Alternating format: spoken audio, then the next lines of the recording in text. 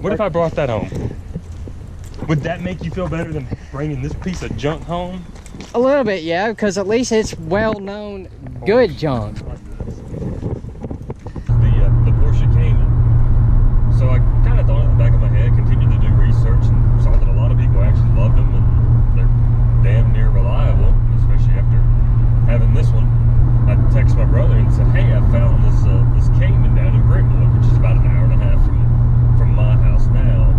And I said, well, let's go test drive it.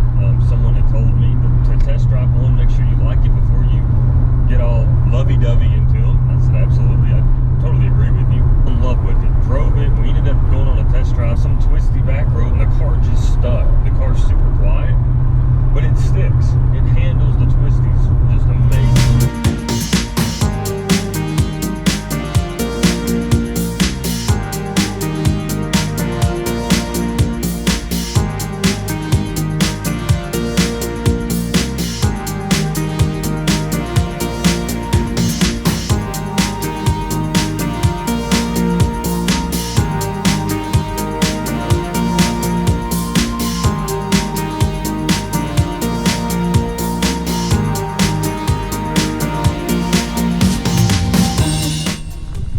Yep, now it's time for the application process.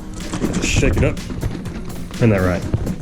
You don't even know. Shaking and baking. Yeah, that's right. The car does have to be wet, and a little goes a long way, but the car does have to be wet.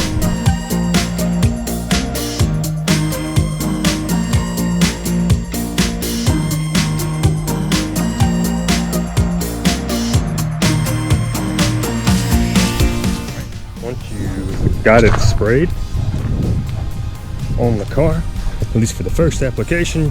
You go back and you use a very good stream and rinse it off.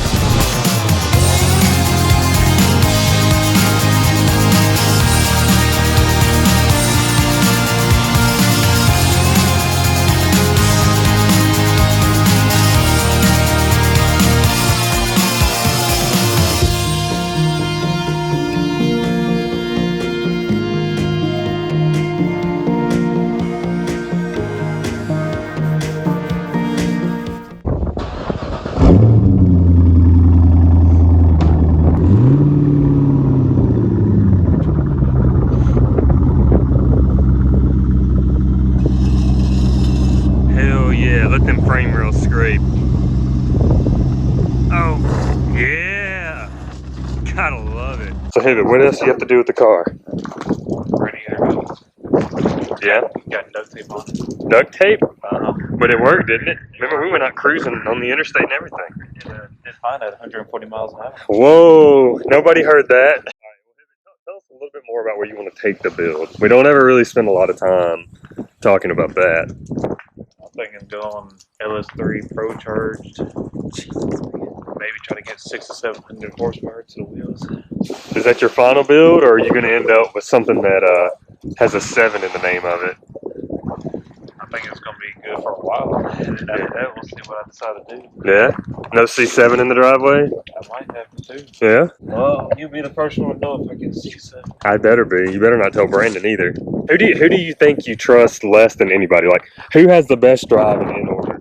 We'll start with the best and go to the worst. There we go. Not the best. I think the safest. Well, who would you be most comfortable riding with? Probably. Damn it, why? Ain't that scary? Yeah? I don't know whether to take that as a compliment or an insult. He might goes off cliffs. Yeah. Mark's all the way the other damn lanes. And James just has a lead foot. James is doing 150 plus miles an hour. Everywhere he freaking goes. Yeah.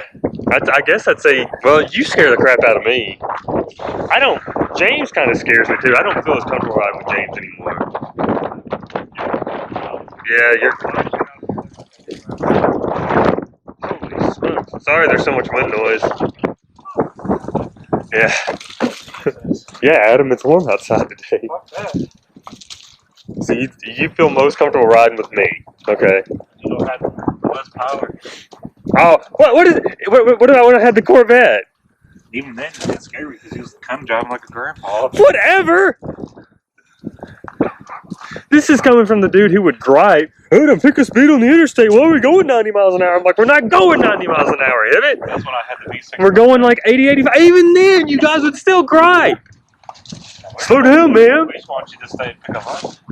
Well, y'all need to stay with me. Tell these other people in front of us doing 70 on an interstate, they need to get out of our way. Technically, they do. Well, they're not doing over the speed limit. Adam doesn't do the speed limit.